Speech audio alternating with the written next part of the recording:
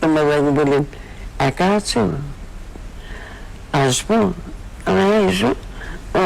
গৌরী দেবীকে নিয়ে চলো, খাওয়া দাওয়া। ওই বড়গিনি, আমি বড়গিনি বলতাম, বড়গিনি কিন্তু সবসময় আসা যাওয়া ছিল।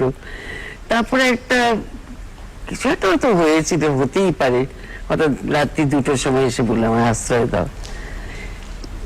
তো ভেবেছিলাম যে এত বড় একজন স্টার, তাকে আমি আশ্রয় দেবো, আমি কে?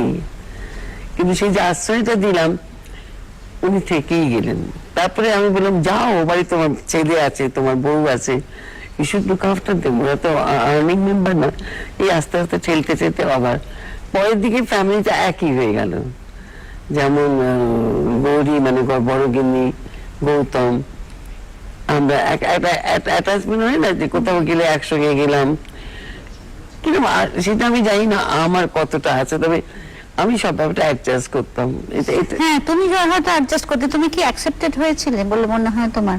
অ্যাকসেপ্টেড, দেখো এটা এদেশি অ্যাকসেপ্টেড হওয়ার কোনো তুলনাই করি না আমি, কিন্তু এই মানুষটা তো রয়ে গেল।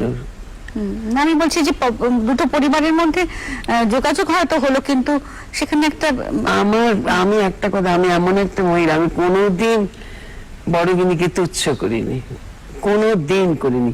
আমি ফোন করে সুপ্রিয়া কই মাছের পাত্রী, আমি তাড়াতাড়ি গিয়ে পাত্রী করে খাইয়ে দিই। আমি কোনোদিন মানে তুমি সারা জীবন দিয়েছো।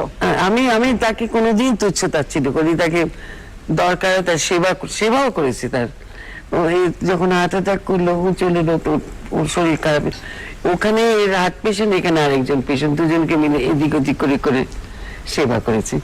সেটা আমার টেরি দিন, ওটা আমার স্বভাব। আমি কাউকে তুচ্ছ তাচ্ছিল্য আজও করতে পারিনি, এখনো পারি না।